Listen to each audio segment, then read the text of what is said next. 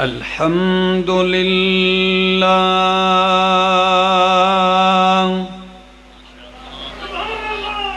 الحمد لله الذي لا أول له ولا آخر له الحمد لله الذي لا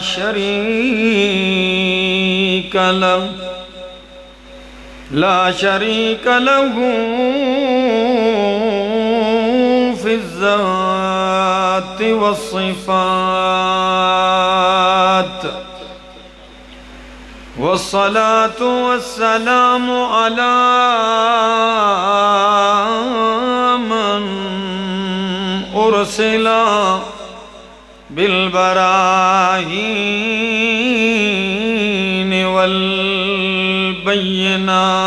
والبينات وعلى آله وأصحابه وأهل بيته الطيبين الطاهرات أما بعد فأعوذ بالله من الشيطان الرجيم بسم الله الرحمن الرحيم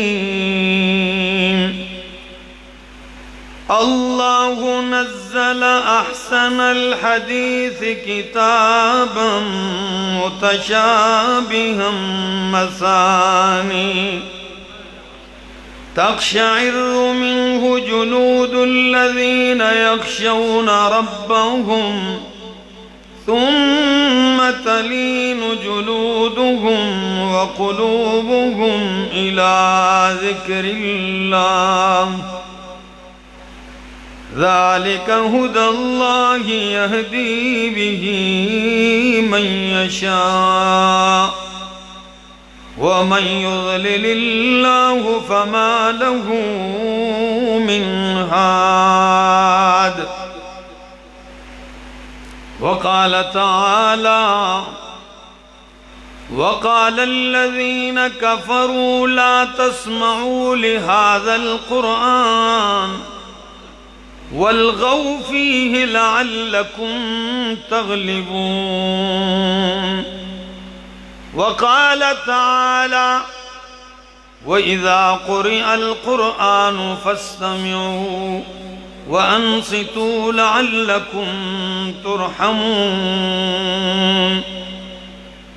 وقال النبي صلى الله تعالى عليه وسلم من قرأ حرفا من كتاب الله فله به حسنة والحسنة بعشر أمثالها لا أقول ألف لام ميم حرف ولكن ألف حرف ولام حرف وميم حرف سبحان ربك رب العزة عما يصفون وسلام على المرسلين والحمد لله رب العالمین۔ اتر کر حرا سے سوئے قوم آیا، اتر کر حرا سے سوئے قوم آیا، اور ایک نسخہ کیمیا ساتھ لایا۔ وہ بجلی کا کڑکا تھا یا صوت ہادی، عرب کی زمین ساری جس نے ہلا دی۔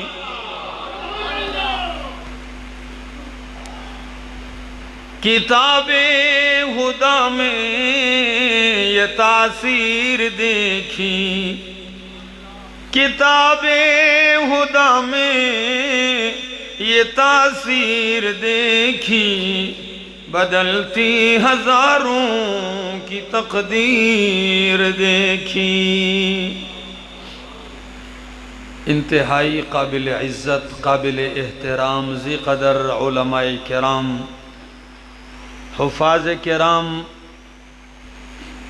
اور تالا گنگ کے اس علاقے اور مدنی مسجد اور دور دراز سے آئے ہوئے میرے معزز مکرم ساتھیوں، السلام علیکم۔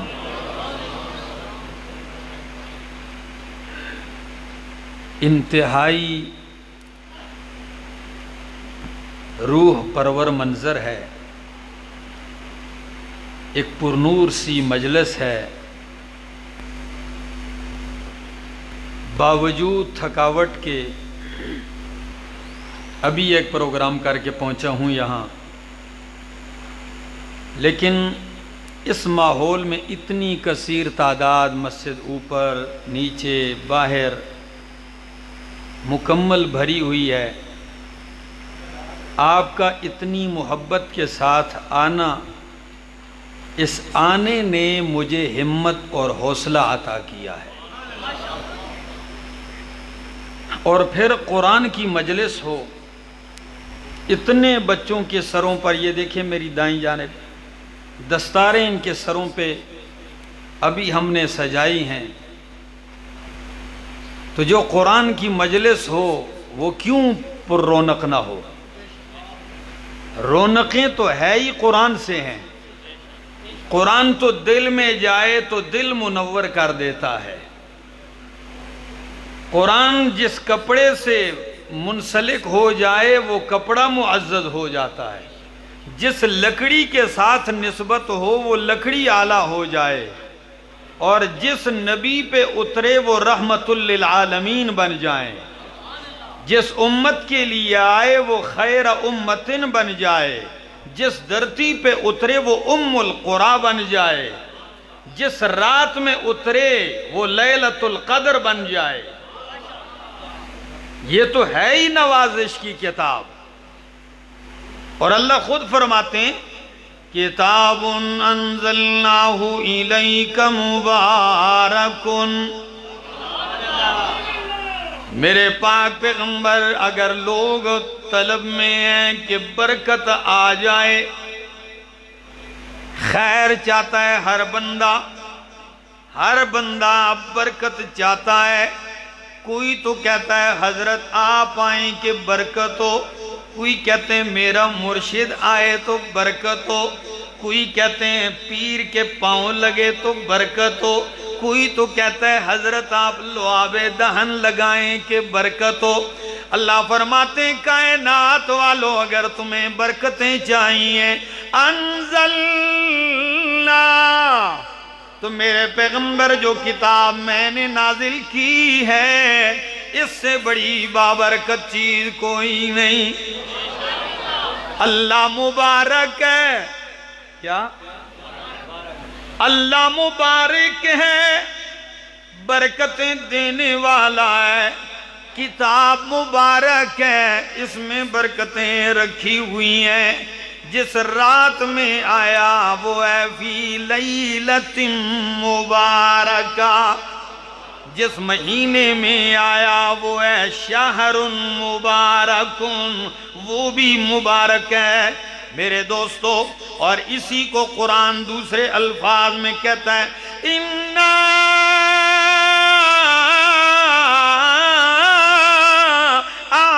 أَعْطَيْنَاكَ الْكَوْثَرَ، میرے پیغمبر میں نے آپ کو کوثر دیا ہے۔ اللہ اکبر۔ کوثر کے 36 معنی مفسرین ذکر کرتے ہیں، لیکن کچھ مفسرین کا خیال یہ ہے کہ دنیا میں کوثر رب کا قرآن ہے، قیامت میں کوثر حوض کوثر ہے۔ تو ہے ہی بابرکت کتاب ہے، اتنی پرنور کتاب۔ اللہ فرماتے ہیں قد جاءکم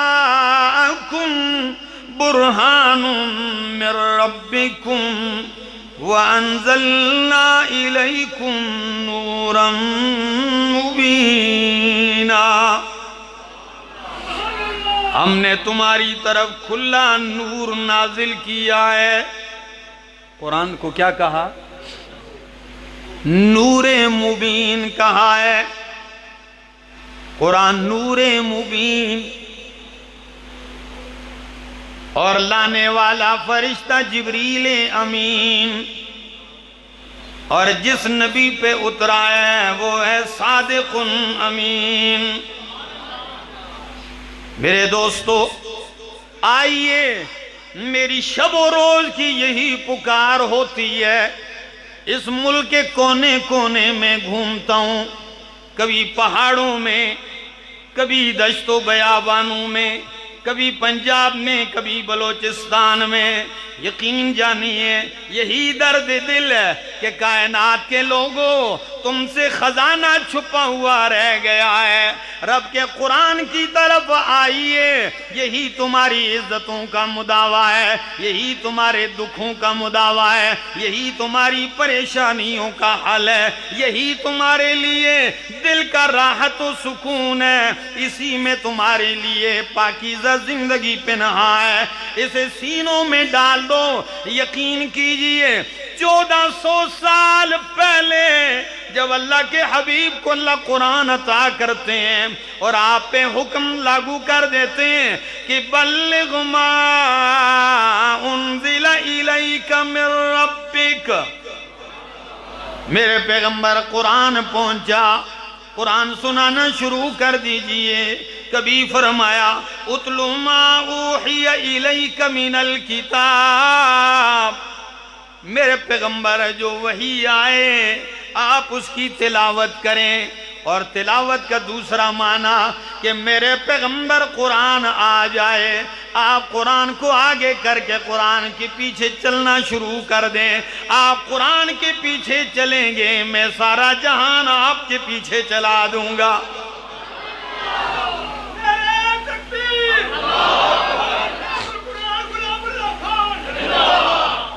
تلگنگ والو، یقین کیجئے، قرآن کی مجلسیں قائم کیجئے، قرآن کی آواز بلند کیجئے، مشن قرآن کا ساتھ دیجئے۔ اگر کائنات میں انقلاب برپا ہوا ہے تو اسی کتاب کے ذریعے ہوا ہے، اگر کائنات میں امن قائم ہوا ہے اسی کتاب کے ذریعے ہوا ہے، اگر ابو بکر صدیق اکبر بنا تو قرآن سے بنا، عمر فاروق بنا تو قرآن سے بنا، عثمان ذو النورین بنا تو قرآن سے بنا، علی شیر خدا بنا تو قرآن سے بنا، ابو ہریرہ محدث بنا تو قرآن سے بنا، عبداللہ ابن مسعود فقیہ الامت بنا تو قرآن سے بنا، حبر الامت بنا، عبداللہ ابن عباس ترجمان القرآن بنا تو قرآن سے بنا۔ یہی وہ عزتوں والی کتاب ہے۔ کائنات نے بڑی کوشش کی ہے اس کا راستہ روکنے کی، لیکن یقین کیجئے کوئی نہیں روک سکا۔ جنہوں نے روکنا چاہا وہ ذلیل ہو گئے، جو قرآن کی آواز کو دبانا چاہتے تھے وہ خود مٹیوں کے نیچے دب گئے، لیکن قرآن کی آواز نہیں دبی ہے۔ یقین کیجئے جب عبداللہ ابن عباس کے والد حضرت عباس ایمان نہیں لائے تھے، اس وقت حالت کفر میں تھے، لیکن یقین کیجئے 13 سال کا لڑکا ہے ان کا، لیکن باپ کی مخالفت کرتے ہوئے کہتا ہے میں قرآن کی مخالفت نہیں کرتا، اس لیے کہ مشن قرآن دین اسلام لا یعلو ولا یعلا علی، یہ غالب رہے گا، کوئی چیز اس پہ غالب نہیں آ سکتی۔ کیا وجہ یار اس کو؟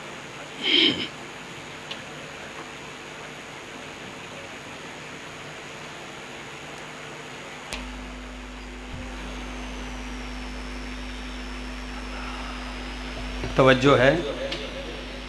بس تھوڑی دیر، زیادہ وقت نہیں لینا چاہتا، تھوڑی دیر آپ کی توجہ چاہوں گا۔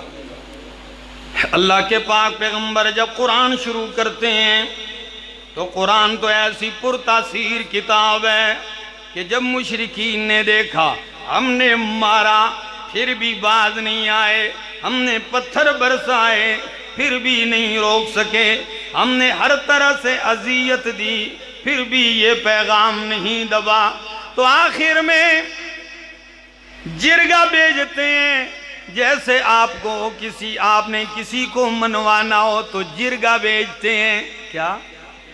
تو جرگے میں آیا ولید ابن مغیرہ آیا اور نبی کریم کے سامنے بیٹھ گیا، کہنے لگا بھتیجا میں شاعری جانتا ہوں، میں جادو کو جانتا ہوں کہ جادوگر کا کلام کیا ہوتا ہے، فصاحت و بلاغت سمجھتا ہوں، ہر چیز جانتا ہوں، آپ کی وجہ سے ہمارے سارے علاقے میں ماحول بدل چکا ہے، باپ بیٹے کا مخالف ہے، بیٹی ماں سے ٹکر لے رہی ہے، بھائی بھائی سے بچھڑ چکا ہے، اللہ اکبر کبیرہ۔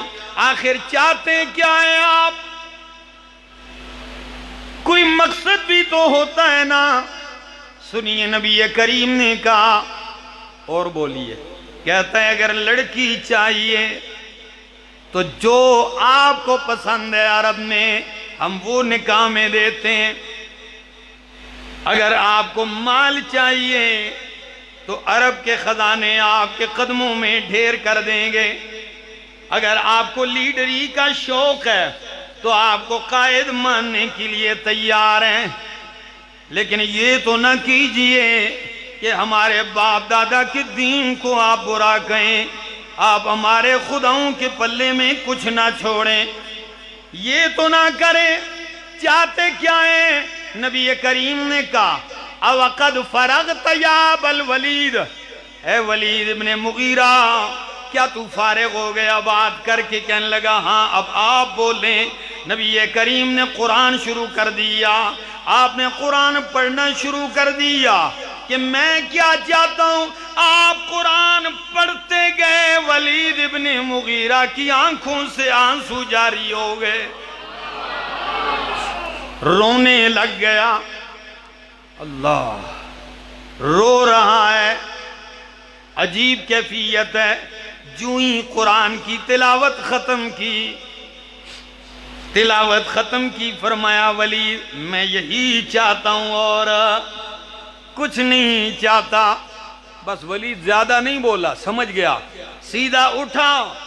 ابو جہل انتظار میں ہے کہ کیا مذاکرات ہوئے ہوں گے، کیا مان کے آئے ہوں گے، کیا شرائط منوا کے آئے ہوں گے، لیکن اب ولید ابن مغیرہ کا چہرہ بدلا ہوا ہے، دہشت طاری ہے، روب میں آئے ہوئے ہیں۔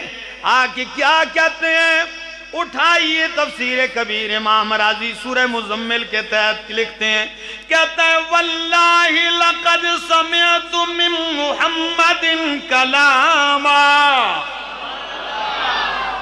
آئے پنجاب والو، تلا گنگ والو، کیا کہتا ہے؟ کافر کا تجزیہ سنیے، واللہ لقد سمعت من محمد کلاما، اللہ کی قسم ہے میں نے محمد سے وہ کلام سنا ہے، ما ہوا من کلام الانس ولا من کلام الجن، نہ کسی انسان کا کلام ہے نہ کسی جن کا کلام ہے، ان لہو لحلاوتا وان علیہ لطلاوتا وان اعلاہ لمثمر وان اسفلہ لمغدق وانہ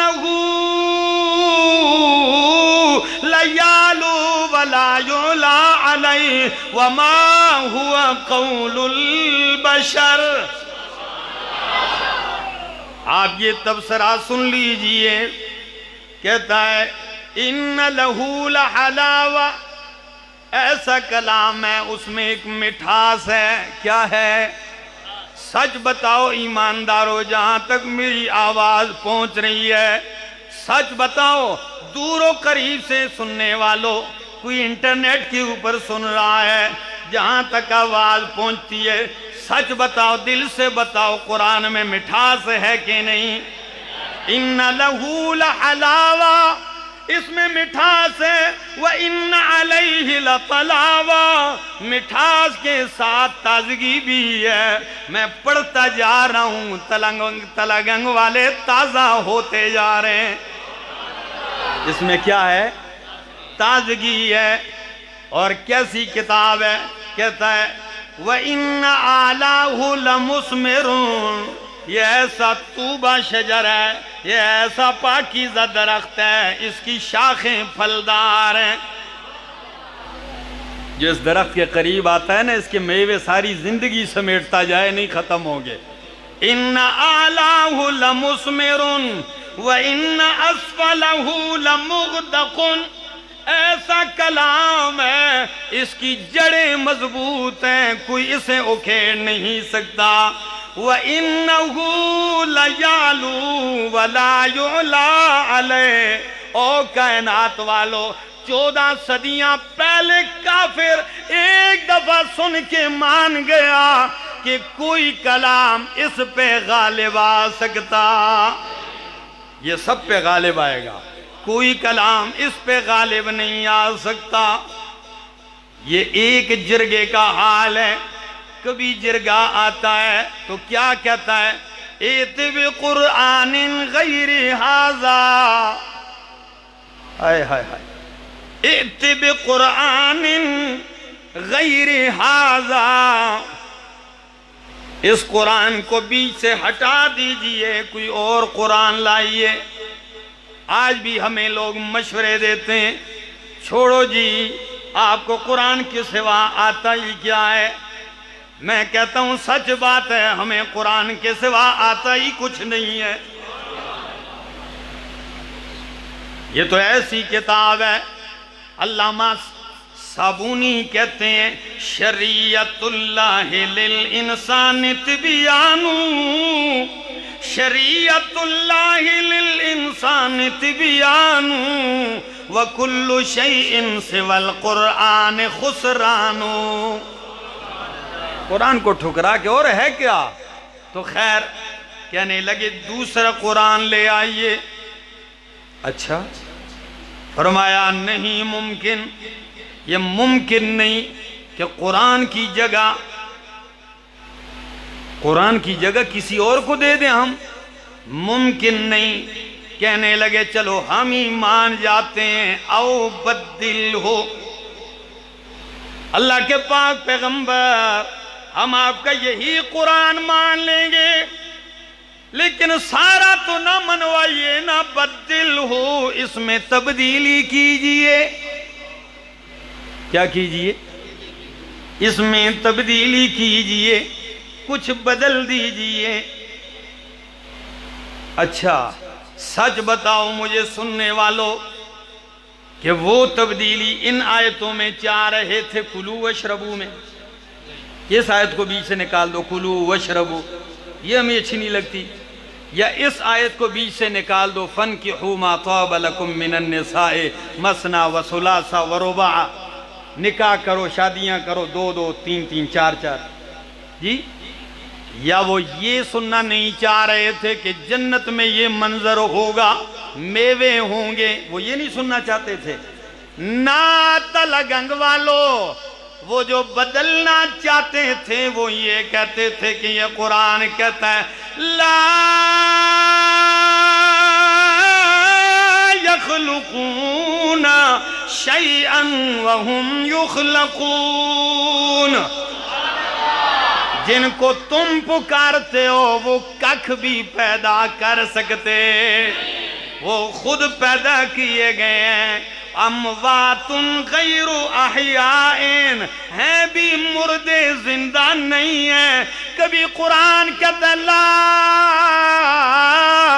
یملکون شیئا، ایک ذرے کے مالک نہیں ہے۔ کبھی قرآن کہتا ہے لا یستطیعون نصرکم، تمہاری مدد نہیں کر سکتے۔ کبھی قرآن کہتا ہے لا ینفعونکم، تمہیں نفع نہیں دے سکتے۔ اور کبھی قرآن کہتا ہے ان تدعوہم لا یسمعوا دعاءکم، اگر تم پکارو تو تمہاری پکار بھی نہیں سن سکتے. تو وہ کہتے کہ یہ آیتیں ہمارے سینے جلا رہی ہے. کلیجے ساڑ کے رکھ دیتے نے اس نے. بس اے وچوں کٹ دیو, یہ آیتیں نکال لو. یہ نہیں کہو کہ کر سکتے ہیں, بلکہ اتنا کہہ دو کروا دیتے ہیں. چلو تھوڑے سے وہ بھی ڈھیلے پڑتے ہیں نا. چلو کر نہیں سکتے اتنا تو مان لو کہ وہ کروا لیتے ہیں. لیکن قرآن کہتا ہے نہیں, قرآن نے ان ساری چیزوں کو رد کیا ہے, خوب جھنجھوڑا ہے. تو خیر جب کہا بدل ہو, فرمایا نہیں, قُلْ مَا يَكُونُ لِي أَنْ أُبَدِّلَهُ مِنْ تِلْقَاءِ نَفْسِي. میرے پیغمبر واشگاف الفاظ میں کہہ دیجئے قرآن بدلنا میرے بس میں قرآن بدلنے نہیں آیا, میں قرآن کے ذریعے کائنات بدلنے آیا. میرے یہ جملے یاد رکھنا, میں قرآن بدلنے نہیں آیا, قرآن کے ذریعے تمہارے عقیدے بدلنے آیا ہوں. یہ مانتا ہوں میں. جب بات نہ بنی, ادھر سے نا امید ہو گئے, تو آپس میں ہی جمع ہو گئے. اور کیا کہتے ہیں؟ کہتے ہیں لا تسمعوا لہذا القرآن. او بھائیو, وہ تو نہیں مانتے, تمہیں خدا کا واسطہ ہے یہ قرآن نہ سنو. ایسے بھی ہوتا ہے. ہاں ہر دور کا انداز تقریباً ایک ہے. ایک جگہ میں جمعہ پڑھاتا تھا, تو مسجد کے قریب ایک درگاہ تھی, گنبد بنی ہوئی ہے, سجدے ہو رہے ہیں. تو میں نے شروع کر دیا کام کرنا. جو وہاں کا گدی نشین تھا, پورا علاقہ ان کے مرید تھے. میرے پاس تو چند لوگ آتے تھے جمعے والے دن, لیکن قرآن کی اپنی ایک تاثیر ہے, لوگوں کو کھینچا. تو جمعے والے دن جب میں پہنچا, تو پتہ ہے مجھے مسجد کا منتظم کہنے لگا مولانا صاحب کل آپ کو پتہ نہیں کیا ہوا. میں نے کہا بھائی کیا ہوا؟ کہنے لگا رات کو یہ زندگی میں پہلے دیکھا ہے کہ جس پیر کو لوگ سجدے کرتے تھے, آج میں نے اسی پیر کو لوگوں کے دروازوں پہ جاتے دیکھا. قرآن ہاتھ میں, ایک ایک مرید کے دروازے پہ دستک دے کے کہتا ہے اس قرآن دا واسطہ نے ادھر نہ جا کے سنو قرآن. بات سمجھ میں آ رہی ہے؟ قرآن کا واسطہ, قرآن نہ سنو. عجیب دور آ گیا. جب مجھے بات میں نے سنی, میں منبر پہ آیا, میں نے قرآن کی عظمت بیان کی, اور پھر جملہ کہا. میں نے کہا لوگوں, کل اس بدبخت نے قرآن لے کے قرآن کا واسطہ تو دیا, لیکن وہ ٹھپا ہوا قرآن تمہارے پاس لے آیا کہ قرآن کا واسطہ ہے, قرآن نہ مانو. اور میں کہتا ہوں قرآن کا واسطہ ہے, قرآن سمجھ لو. وہ بند قرآن لایا, میں کھول کے سنا رہا ہوں. اور کسی پنجاب کے شاعر نے کیا ہی خوب کہا کہ ٹھپے قرآن نو مندا ہر کوئی, ٹھپے قرآن نو مندا ہر کوئی, تے کھلے قرآن نو مندا کوئی.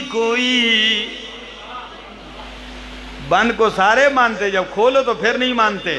تو لا تسمعوا لہذا القرآن, یہ قرآن نہ سنو. والغوا فیہ, شور ڈالا کرو. کیا ڈالا کرو؟ جب یہ قرآن سنائیں آپ کیا ڈالو؟ شور ڈالو, سیٹیاں بجاؤ, تالیاں بجاؤ. ایسے ہی ڈالتے کیوں؟ لعلکم تغلبون, تاکہ محمد الرسول اللہ صلی اللہ تعالی علیہ وسلم کی قرآن والی آواز دب جائے اور تمہارا یہ شور اور غوغا غالب آ جائے، پھر تم کامیاب ہو۔ یہ آخری حربہ تھا ان کا، والغوا فی، شور ڈالا کرو، جہاں یہ قرآن سنائے آپ وہاں پہنچ کے والغوا فیہ، قرآن کی مجلس میں شور و غوغا برپا کر دیا کریں، اس طرح ان کی آواز دب جائے گی۔ سچ بتانا تلگنگ والو، پھر میرا بھی ایک الہامی سا جملہ سن لیجئے، سنا دوں۔ ابھی ممبر پہ بیٹھے بیٹھے کئی دفعہ میں نے اس کا ذکر کیا ہے، ان دونوں آیتوں کا تقابل دیکھیے۔ قال الذین کفروا، کافر کہتے ہیں لا تسمعوا لہذا القرآن، یہ قرآن نہ سنو، لیکن میرا رب کہتا ہے اذا قرئ القرآن فاستمعوا لہ، وہ کہتے ہیں نہ سنو۔ اللہ فرماتے ہیں کائنات والو، جب قرآن پڑھا جائے پھر کچھ بھی نہ سنو، صرف قرآن سنو۔ دوسری بات وہ کہتے ہیں والغوا فیہ، قرآن پڑھا جائے تو شور ڈالا کرو، اللہ فرماتے ہیں شور نہیں، انصتو، جب قرآن پڑھا جائے تو چپ رہا کرو۔ تیسری بات کرنے لگا ہوں اور آپ کی تائید چاہوں گا سبحان اللہ کے ذریعے، وہ کہتے ہیں شور اس لیے ڈالا کرو لعلکم تغلبون، تاکہ تم غالب آ جاؤ۔ اللہ فرماتے ہیں خاموشی اس لیے اختیار کیا کرو لعلکم ترحمون، تاکہ میں رحمتیں برسا دوں۔ اللہ اکبر، کون روک سکتا ہے اس در سے انقلاب کو؟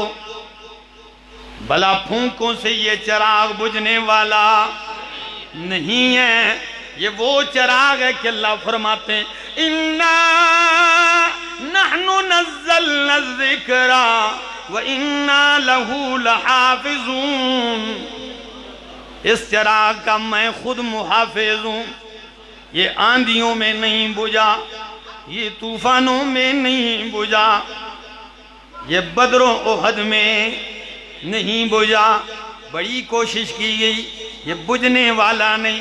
وہ کیوں کہتے ہیں بلا قرآن نہ سنو؟ کیوں کہتے ہیں؟ وجہ بتاؤں؟ اس لیے وہ کہتے ہیں قرآن نہ سنو کہ اللہ فرماتے ہیں اللہ نزل احسن الحدیث کتابا متشابہا مثانی تقشعر منہ جلود الذین یخشون ربہم، جب قرآن پڑھا جاتا ہے تو اللہ کا ڈر رکھنے والے ان کی وجود پہ رونگٹے کھڑے ہو جاتے ہیں۔ تقشعر، اقشعرار، اقشعرار کہتے ہیں جب آپ کے وجود پہ ایسے بال کھڑے ہو جائیں۔ یہ کب ہوتا ہے؟ جب کوئی چیز بہت زیادہ اثر کر جائے دل پہ نا، تو بندے کے وجود پہ بال کھڑے ہو جاتے ہیں، اس کو کہتے ہیں رونگٹے کھڑے ہو گئے۔ تقشعر منہ جلود الذین یخشون ربہم، جب رونگٹے کھڑے ہوتے ہیں پھر اگلا نتیجہ ثم تلیم جلودہم وقلوبہم الی ذکر اللہ، پھر ان کے دل، ان کے وجود اللہ کے ذکر کی طرف مائل ہوتے ہیں۔ بلا قرآن سن کے کیسے کوئی ٹھہر سکتا ہے؟ صحیح بخاری ہے، حضرت صدیق اکبر مکہ چھوڑ کے جانے لگ گئے، ارادہ کر لیا نہیں رہتا ہوں مکہ میں، چل پڑے، سامان سفر اختیار کیا۔ مکے کے کچھ فاصلے پر ایک علاقہ ہے جس کا نام ہے برک الغماد۔ کیا نام ہے؟ برک الغماد۔ جب صدیق اکبر وہاں پہنچتے ہیں تو سید القارہ ابن دغنہ اپنی قوم کا لیڈر ابن دغنہ کھڑا ہے، کہنے لگا الی این یا ابا بکر، او ابو بکر کہاں جانے کا ارادہ ہے؟ ابو بکر تاجر بھی تھے، بڑے سرمایہ دار، اور مکے میں ایک نامی گرامی شخصیت ہیں۔ کہاں جا رہے ہیں؟ بڑے درد مند انداز میں کہنے لگے نہیں رہتا اس شہر میں جس میں رب کا قرآن سننے اور بولنے پر پابندی ہو، جہاں میں وحدہ لا شریک ذات کی عبادت کرنے پہ پابندی ہو، میں نہیں رہتا، میں جا رہا ہوں۔ تو پتہ ہے ابن دغنہ کا جملہ صحیح بخاری نے نقل کیا، کہنے لگا ان مثلک لا یخرج ولا یخرج، او ابو بکر آپ جیسے لوگ نہ شہر سے نکلتے ہیں نہ نکالے جاتے ہیں۔ آپ جیسے لوگوں کو نکالا نہیں جاتا، کیوں؟ وجہ کیا ہے؟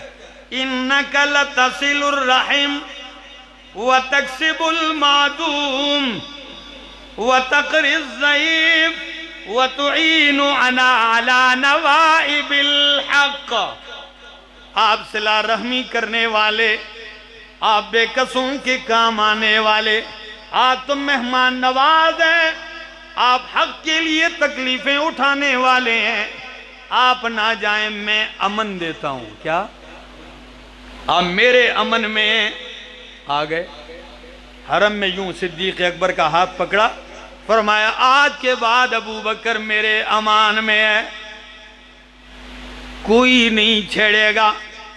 فَلْيَعْبُدْ رَبَّهُ حَيْثُ شَاءَ كَيْفَ شَاءَ، یہ اپنے رب کی عبادت کرے جہاں چاہتا ہے جیسے چاہتا ہے، کوئی روک نہیں ہوگی۔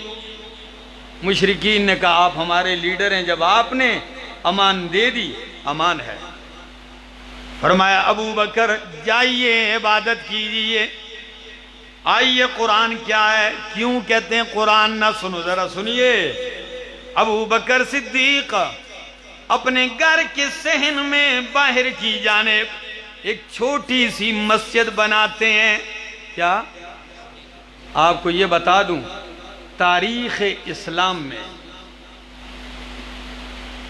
نبی کریم کی بعثت کے بعد سب سے پہلی مسجد جو شخصی خاص بنائی گئی ہے وہ ہے ابو بکر صدیق کی، اور جو عامت الناس کے لیے مسجد بنی ہے وہ مسجد قباء ہے۔ اس کے بعد پھر مسجد نبوی ہے۔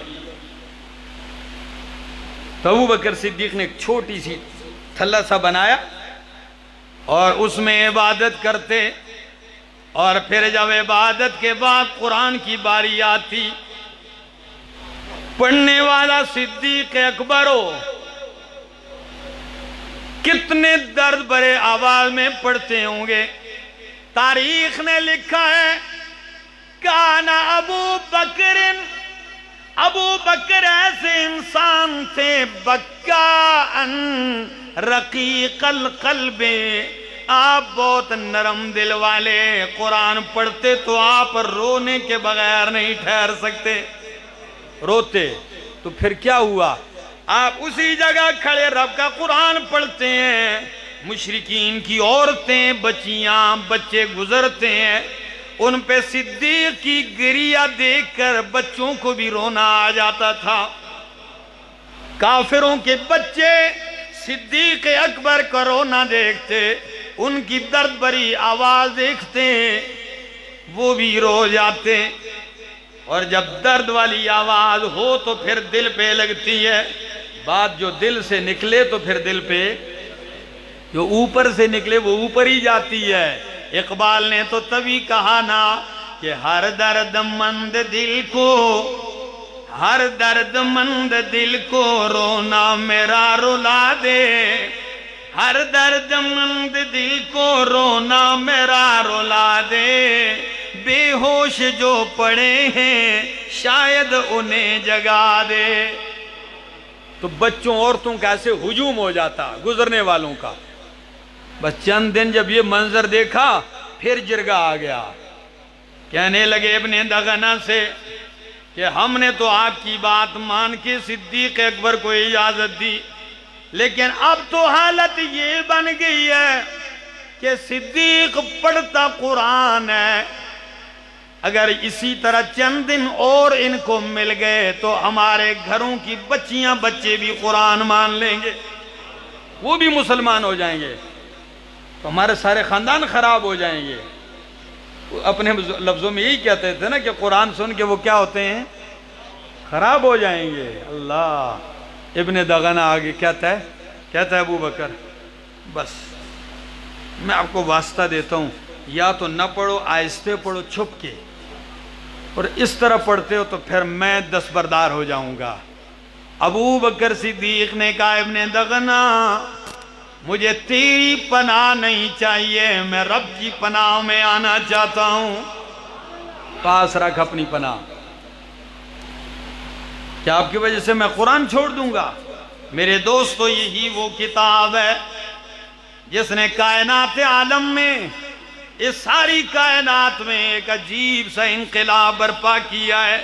آج بھی جہاں یہ آواز پہنچتی ہے، یہ پیغام پہنچتا ہے، وہاں بھی ہلچل مچ جاتی ہے۔ یہ بات پکی ہے، دل میں جاتا ہے نا تو دل کی دنیا ہلا کے رکھ دیتا ہے۔ آپ کے دلوں پہ کچھ پڑا ہے، کوئی اثر محسوس کرتے ہیں؟ یہ تو کمال ہے اس کتاب کا۔ میرے دوستو، 8 بجے چونکہ انہوں نے مجھے کہا تھا نماز ہے، تو میں اپنے الفاظ انہی جملوں کے اوپر ختم کرتا ہوں اپنی اس بات کو کہ اللہ ہمارا آنا سننا شرف قبولیت نصیب فرمائے۔ اگر آپ نے قبول کر دیا ہمارے مزے ہیں، اور اگر رب نے قبول نہ کیا سب کچھ فضول ہے۔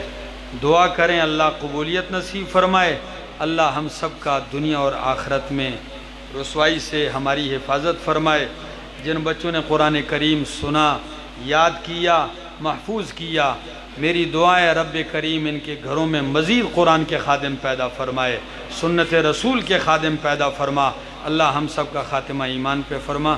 آخر دعوانا ان الحمدللہ رب العالمین۔